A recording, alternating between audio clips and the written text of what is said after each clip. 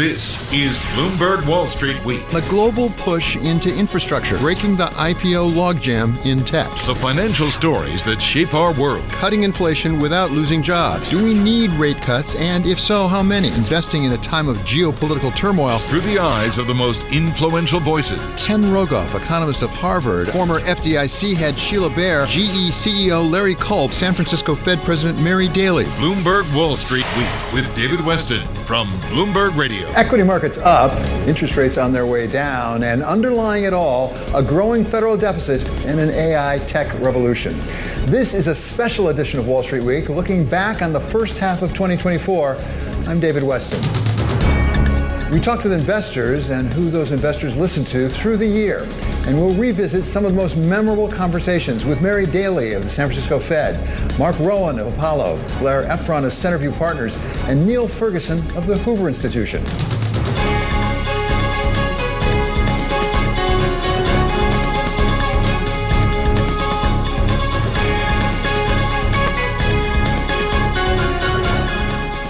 We start with former Treasury Secretary Bob Rubin and an issue he's been working on since he first joined the Clinton administration back in 1993, the growing federal debt, something that hasn't gotten better, and he says has gotten much worse.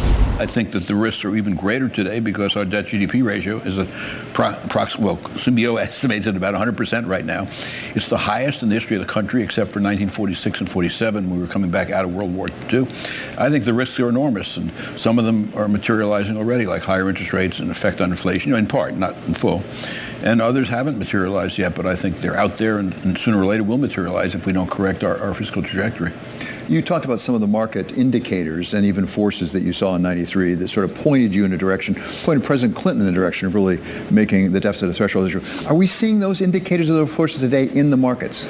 I think that we are seeing the effects, but it's unfortunately from a political point of view, David, I don't think they're getting connected in a meaningful way with deficit reduction. Sure, interest. I mean, the 10-year was about, I think, 1.5%, say, 2 years ago, and now it's about 4.5%. Now, that's a lot of factors that go into that, but I think part of it is our fiscal situation and the effect that's had on inflation. I think it's been an aggravator of, or if you will, an effect on inflation.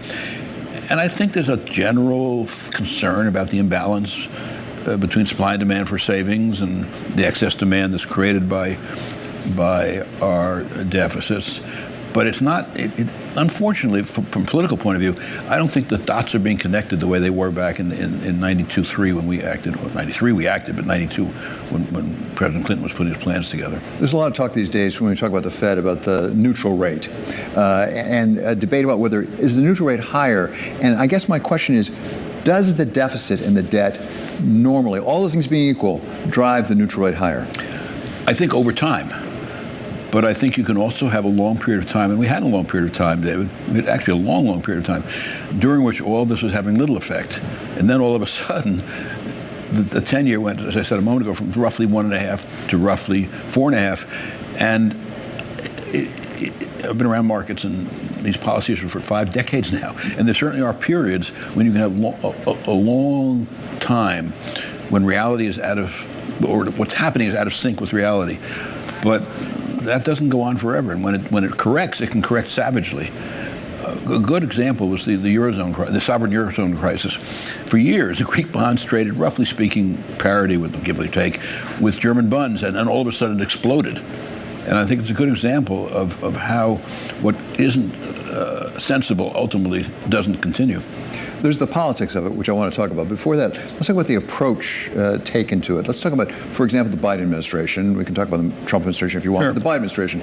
When you were there back in the 90s, you came from Goldman Sachs. You had other people there who knew the markets pretty well.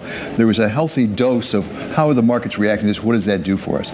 Do we still have that, or is it more ideologically driven? Because some people think we've sort of shifted the orientation, particularly the Democratic Party, more toward protectionism, more toward populism. Well, you've asked multiple questions, so I'll give you my view. I've given a lot of thought to this, and I know the people there pretty well. If you look at the proposals, but I want to respond to something you said that's a little different. Well, I'll get to that in a second. If you look at the proposals, the major policy proposals that President Biden made, they were all paid for in the proposals. Now, ultimately, they had to go through Congress, and when they went through Congress, they came out, some of them paid for it and some of them not. I think he's okay. I think he's actually pretty good on this. I think there are other issues where I might have a different view than he does, or maybe I would have an altered view rather than a different view. But I think on fiscal stuff, actually, he's got a pretty good sense of it. I think on the proposals, they had three major bills: IRA, CHIPS, and infrastructure. And in the original proposal, and then of course before that, Build Back Better. And all of those, if you look at this is correct, because I looked at them, in all of those, the proposals were fully paid for. They had to go through Congress, and in Congress, in some cases, they lost the pay-fors. You mentioned, I forgot how you put it now before, but did you say populism or progressive? Populism, yeah. Yeah, populism. If you look at what is referred to as industrial policy, and they refer to it as industrial policy, it's their label, yes. But it's not picking winners and losers. Now, it may be in the minds of some of those people, but if you look at those proposals, and I've talked to their people about this a lot, I think they actually make a lot of sense on a purely economic basis. They're externalities. They basically dealt with with insecurities in our system, in our economic system, with respect to our economic security, our economic functioning, our geopolitical or national security functioning, that markets were not going to meet and had to be met by government. So that, I think, is not industrial policy in the traditional sense of let's pick winners and losers. It was let's fill holes that the private sector simply isn't filling, and those are holes of economic and national security. So from your perspective, the overall approach you don't take much issue with. No, I really So how do we end up with where we are, where we have increasing deficits and increasing debt? Oh, well, wait a minute. What I talked about was the proposals he made. Yes. No, I think we're in a terrible place, David, because unfortunately, once you get to legislating, there isn't the will. There's a lot of talk, but the talk is always divided politically between the Republicans who refuse to raise taxes and the Democrats who won't deal with entitlements. Now, I think there is a reality to this, and that is I do think when we eventually get to doing this, or if we were to do it after the next election, which the good Lord would hope we will, but I wouldn't bet on it, about 60% or something of the increase in the debt from 2000 to 2022 was because of the tax cuts. So if it hadn't been for that, the debt, instead of being 100% GDP, would be about 60%. That was former Secretary of the Treasury, Bob Rubin.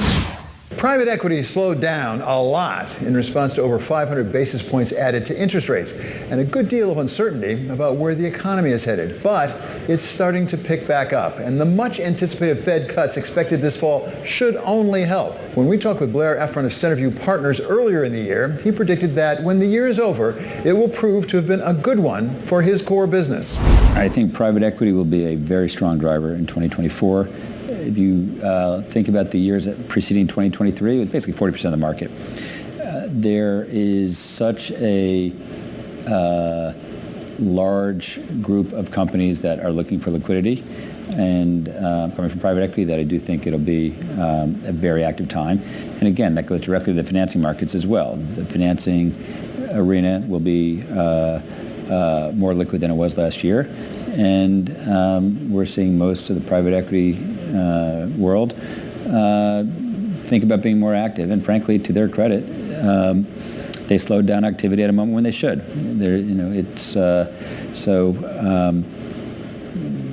Last year it was much easier for a corporate to look at something and not think they had private equity competition. This year, when we see companies we're selling, the interest is both corporate, we're already saying it, corporate and private equity. How much of your business in mergers and acquisitions is driven by essentially the need to reform parts of a sector? I mean, I'm thinking of one that I come out of, media right now. There's a lot of pressure right now for some of the big media companies to really think about the cards they've got and how they deal with them and how they get rid of some, how they pick some up. How much of M&A is really driven by these big companies saying, we got to really restructure? Today, I think it's most of it. Transformation is happening so quickly and is so disruptive that every company is saying, here's my portfolio today, but where's it going to be tomorrow? So even when you talked about your world, media. It used to be traditional media with 3 networks. Now it's traditional and non-traditional players. Apple, Google, Amazon are as active as Disney, Comcast, Paramount. Gaming, what is technology? It all becomes one industry. If I go across any industry, that is what we see. I look at the pharma world. The fact is, life sciences is one of the biggest areas out there. Why? Because we have such innovation going on in this country. so many companies you never heard of 5 years ago and never heard of that have become really important just 5 years later, that this becomes a window when you think about R&D for a big pharma company. It's more interesting in many ways to buy than build. So I would say that every business is being challenged in ways it never was before, and it's causing CEOs, it's causing boards, it's causing seasoned leaders to constantly rethink their ideal portfolio, recognizing there is never an end-state portfolio anymore. It is always going to be evolving. And the good news is we have as talented and experienced a group of leaders as ever. So when a CEO undertakes M&A today, chances are strong that he or she is going to end up doing a good job and the right thing for the company, both strategically and financially. All of which supports your view that 2024 looks like it'll be a lot stronger than 2023 in mergers and acquisitions. What does that say for Centerview Partners? Are you hiring? And if you are hiring, what sorts of people you're hiring? Because it looks very different than it did certainly 10 years ago, maybe 5 years ago, because of some innovation, not to speak of, for example, generative AI. Boy, that's a great question. First of all, we are hiring, so anybody has a resume, let us know. We're always hiring. The skill set we look for is probably different than you would think. We want people who can think critically, who can analyze situations, who have judgment, have an ability to make difficult problems distilled into more simple problems. And it's less about whether you can make a great model. I do think when AI over time will replace some of the skill sets that we see traditionally done in STEM, coding, for example. I'm not sure that if I was, I'd be advising my kids that learning how to be great coders is going to matter in 10 years. What will matter is, do you have judgment? Do you have an ability to think critically, as I mentioned? And ask questions that need to be asked, that you can see situations of what am I missing? And I think that is a skill set that people are going to find is increasingly important. And you also have the skill set that says, I'm going to have 3 careers. What do I need to know to have 3 careers over my professional span? That was Blair Effron of Centerview Partners. Coming up, the United States is doubling down on chip production. We talk with San Francisco Fed President Mary Daly about how her district is helping to lead the way, and not just in Silicon Valley. That's next on Wall Street Week on Bloomberg. Seeing through the eyes of experts gives you a better view. Stocks just keep moving higher. And at Bloomberg, our market vision is 2020. There's still supply chain issues out there. The inflation debate continues. Bloomberg Radio, the Bloomberg Business app, and BloombergRadio.com. This is Bloomberg Wall Street Week with David Westin from Bloomberg Radio.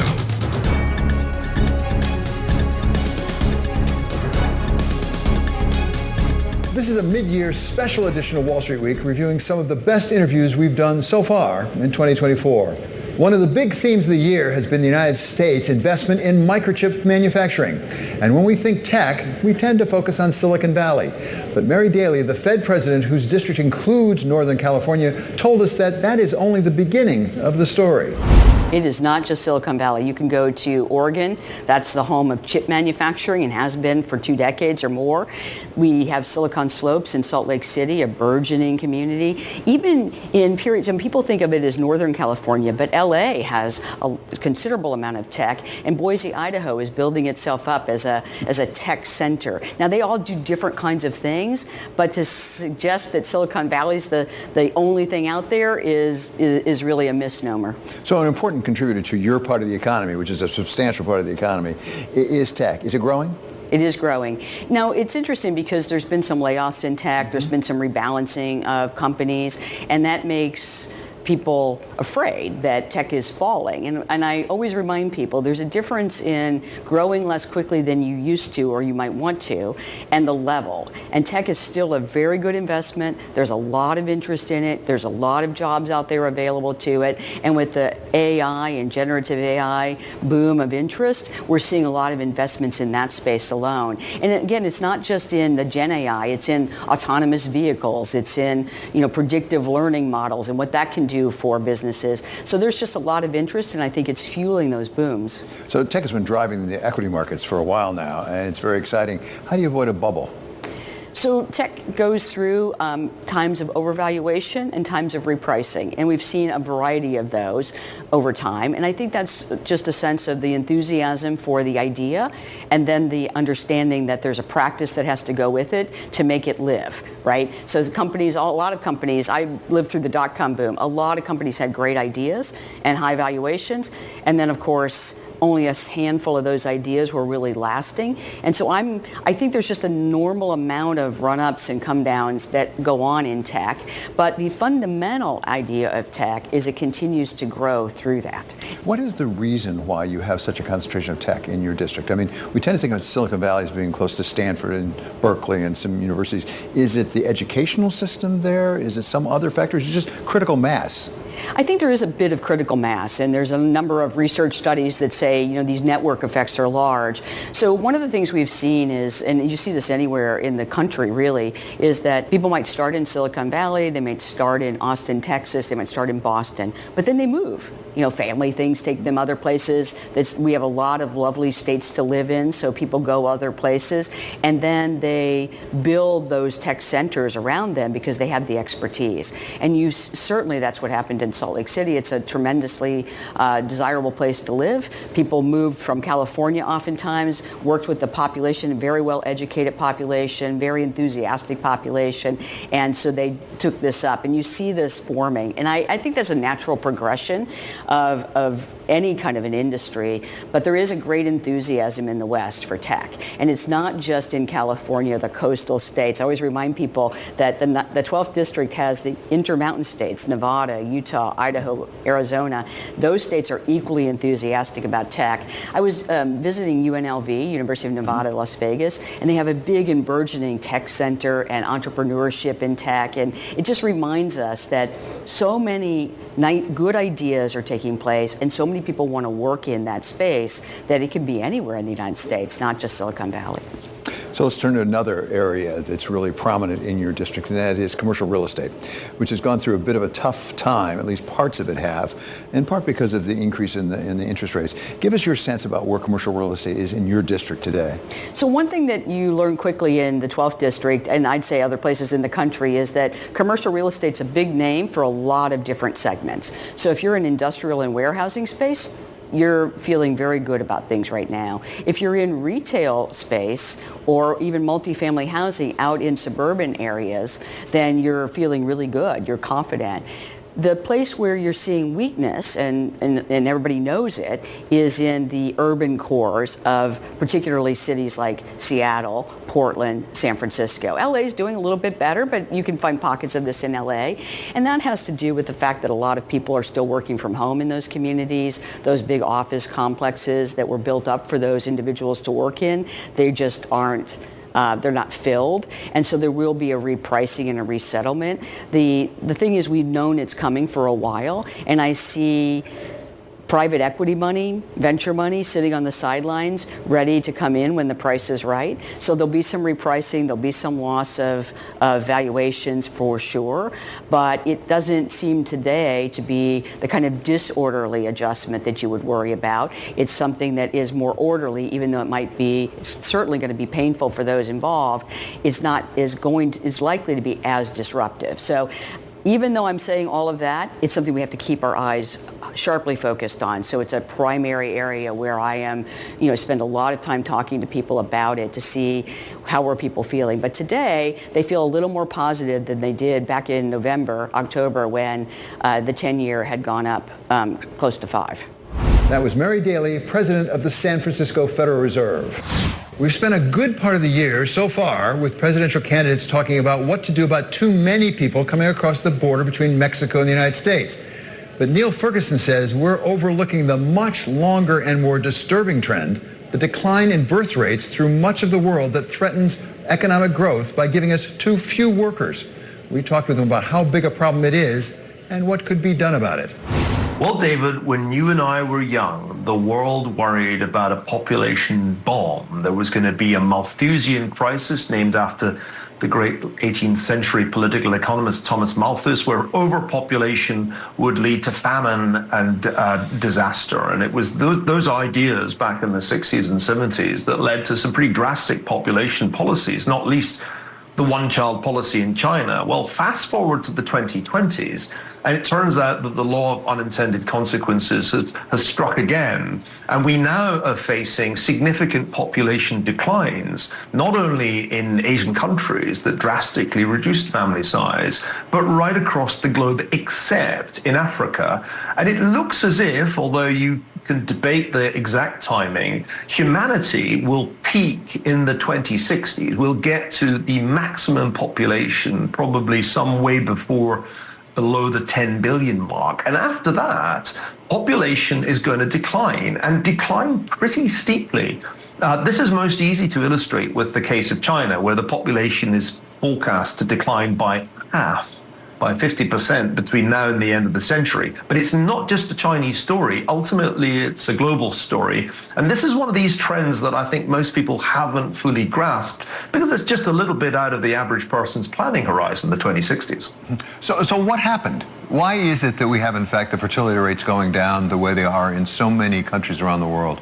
Explaining why, in all kinds of different contexts, couples have chosen to reduce the number of children that they have below the replacement rate. Now, it's typically said that the average couple has to have 2.1 children. Yes, I know there's no such thing as 0.1 of a child, but just above 2 for us to maintain population, because obviously there are some people who die prematurely, perhaps even in childhood. So the replacement rate's 2.1 per couple, but all over the world, couples have taken that number down below 2. Indeed, in countries like South Korea, the fertility rate is below 1 on average. And so the one-child family has become pretty much the norm in East Asia, and it's rapidly spreading around the world. Population in the United States has continued to grow only because of immigration. It's not because of natural increase, because in the United States, as in most Western countries, the average fertility rate fell some time ago below 2.1. Now, why is that? I mean, there are all kinds of explanations that you can advance. Maybe the attitudes of women changed to family size because women began to pursue more ambitious careers in the wake of feminism. Or maybe it's just that as societies become more economically advanced, people decide to spend their resources not on having more children, but on having more vacations or acquiring yachts and McMansions. There are a bunch of different explanations at work here. I was drilling down into the South Korean case, and the answer that I got from the South Koreans I talked to was, well, it's just so expensive to raise kids in Seoul these days. We spend a fortune on educating our one kid. We just can't imagine doing it for 2. And, you know, you have to ask yourself what the rationale is for a society that invests so heavily in education that the fertility rate falls to below 1. I mean, that's a society that's going to be very highly educated until it goes extinct, which happens, you know, pretty quickly if you reduce your fertility rate down to 0.5 or 0.6. It begs the question of what, if anything, governments through their policies could do to affect this. Obviously, we have the one-child policy in China. They're trying to change that. Not so easy. Governments have been trying to do this since nearly 100 years ago. It was Mussolini, when he was the Italian dictator, who talks about a battle for births. And all kinds of incentives were created by the totalitarian regimes of the mid-20th century to increase the birth rate. None of it worked. It would seem that once people have got down to 2 children, it's extremely hard to get them back up to 3. When they're down to 1, it's hard to get them back up to 2. So I think it's very hard to find any evidence of a successful economic policy that changes the decision-making that couples make about family size. And this is a big problem if you're Xi Jinping and you're staring at this dramatic decline in population. It's already begun. I mean, the workforce is already shrinking. And so the one-child policy, which was one of the more dramatic interventions the Chinese Communist Party did back in the days of Deng Xiaoping, has been replaced by a 3-child policy. But I can assure you the number of Chinese couples I know who are planning to have 3 children is tiny. And it's highly unlikely, in my view, that China will be able to increase the fertility rate back above 2. If you assume that the fertility rate stays where it is in a country like China, then actually the population will fall even faster than 50% between now and the end of the century. And the thing that's really striking, David, is if you look beyond 2100 into the next century, what's really amazing to me is how quickly global population could decline. We shot up from 2 billion back in the early 1920s to where we are today with astonishing speed. And indeed, the last 100 years was one of those periods of population explosion. You can see why people in the 1970s started to panic about it. Well, get this, if you fix that problem so much that fertility falls well below the replacement rate, then the population of the world could fall with almost comparable speed. That was Niall Ferguson of the Hoover Institution. Coming up, it's been quite a year for American higher education as on-campus demonstrations turned into a job hazard for college presidents. We talked with Marc Rowan of Apollo, one of the outspoken critics of what went on. That's next on Wall Street Week on Bloomberg. This is Bloomberg Wall Street Week with David Westin from Bloomberg Radio.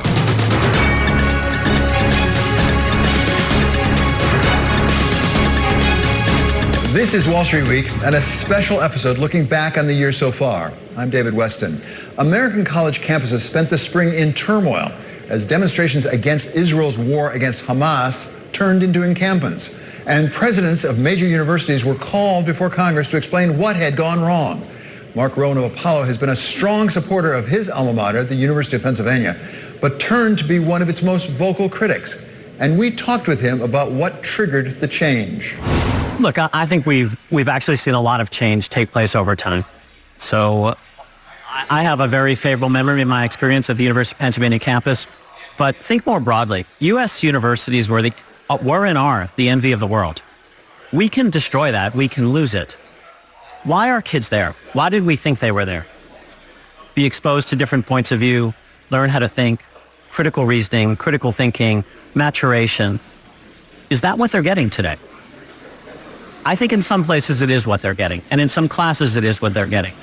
But what I saw at the University of Pennsylvania and what I spoke out against was a dominant narrative that was taking hold on our campuses. Call it a post-colonial education, call it what you will. It gave rise to an institutionalization of a point of view that there were favored groups and disfavored groups, that there was acceptable speech and non-acceptable speech. I'm not sure that's the job that we all signed up for, or that's the university that we signed up for. What we're watching today on these campuses is nothing more than the outgrowth of 20 years of bad management. If you have a dominant narrative on campus, do you have academic freedom? Do you have freedom of speech? I have seen over the past few years, as I've really stepped up my involvement, professors, department chairs, who are afraid to speak their mind because their thoughts, their speech, goes against the dominant narrative. What we're watching today on campuses, we're told, are leftists. We used to think leftists were liberal. This hardly seems liberal. This actually seems illiberal in the most extreme way. Why haven't they been cleared out? Well, listen to Ben Sasse at the University of Florida. We're all about free speech. We're all about the right to protest. But there's a time and a place and a way. You violate and trespass, there are consequences. Why would we not deal with them everywhere in that way? Certainly, protests that were inconsistent with the narrative that we find on our campuses have and will be dealt with in that manner. Speakers are regularly shouted down. Professors, university administrators who did not react in that way without that kind of moral clarity, they now have encampments. Once you have encampments, you have the potential for violence. You have other considerations that come into play.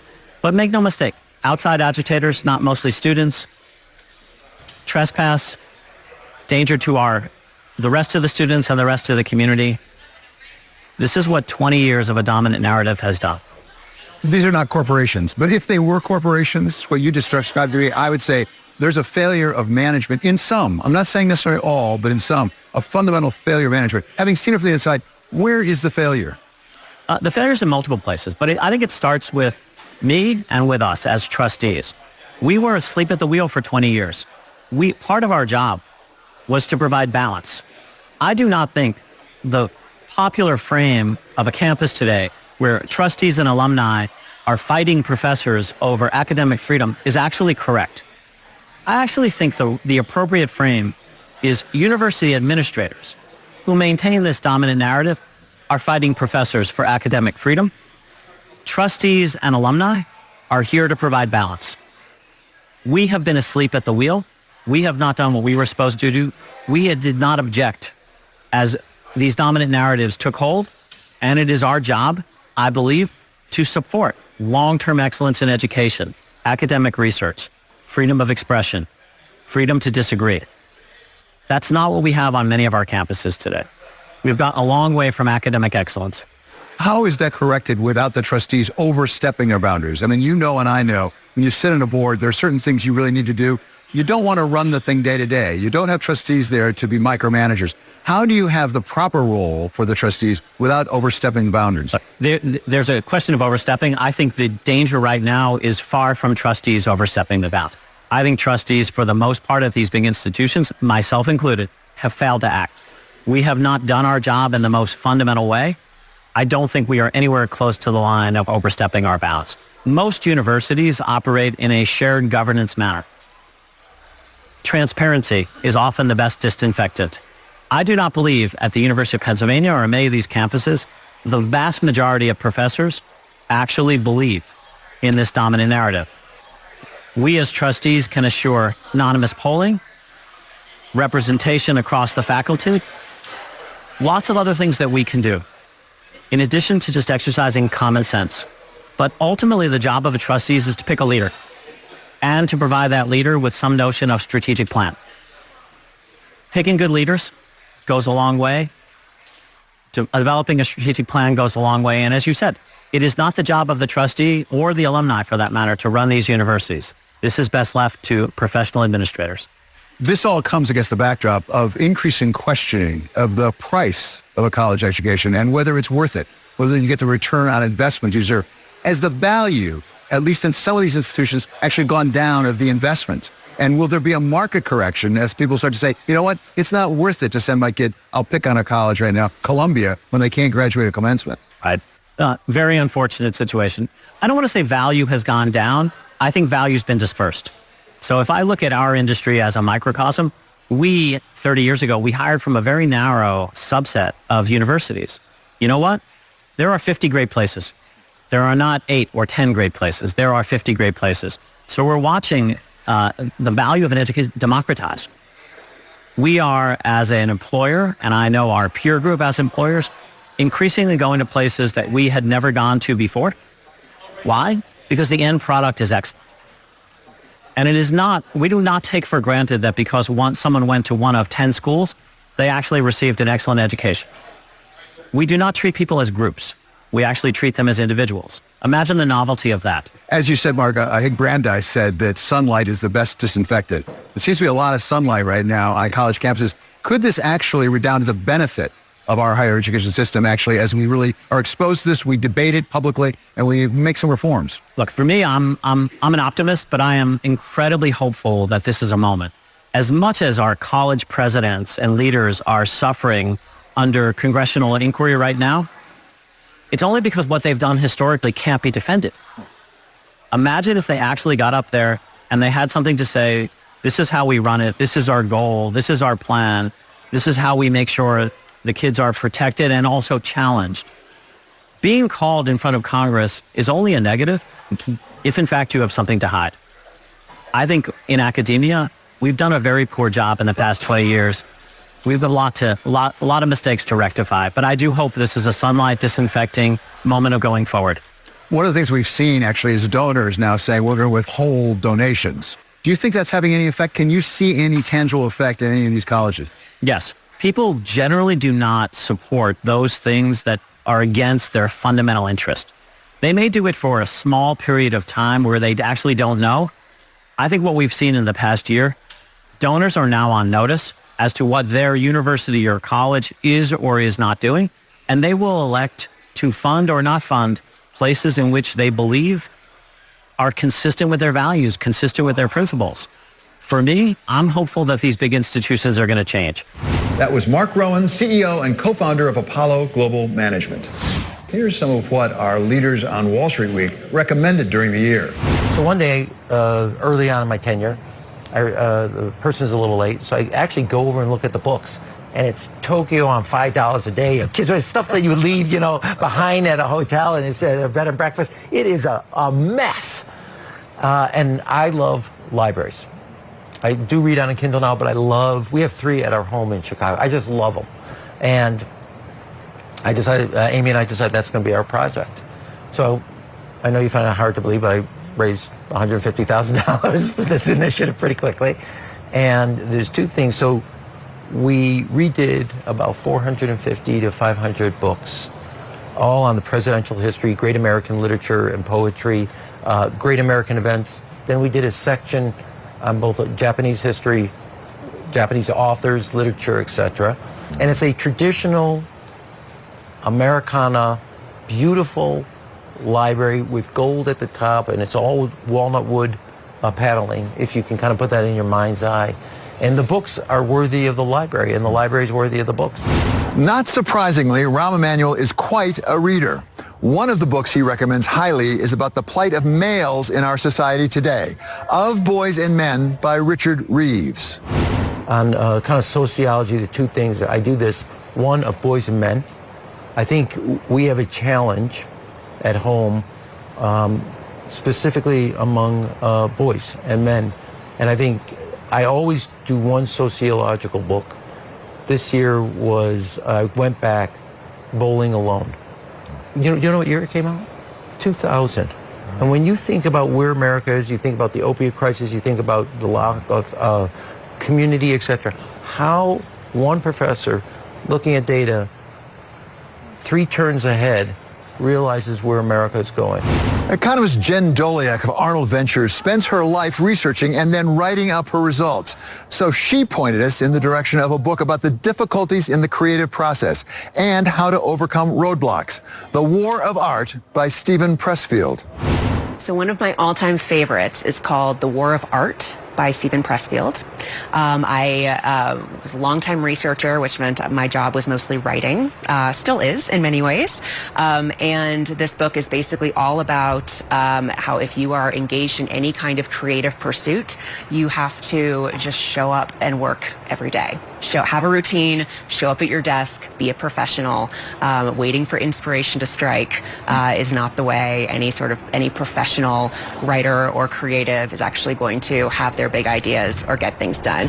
As president and COO of Blackstone, John Gray spends much of his time dealing with challenging situations, but not half so difficult as those faced by the survivors of the 18th century shipwreck told in the book he recommends, The Wager, a tale of shipwreck, mutiny, and murder. More recently, I read The Wager, which was about a failed British expedition to chase down some Spanish ships in the 1740s. And I'm often interested in these people who face incredible challenges, and when they survive, and that perseverance. Shackleton was like that as well. In business and investing, oftentimes things go wrong. Not as bad as those books, but you learn a little bit, and you want to be smarter how to deal with crises and challenges. That does it for this special end of summer edition of Wall Street Week. I'm David Westin. This is Bloomberg. See you next week.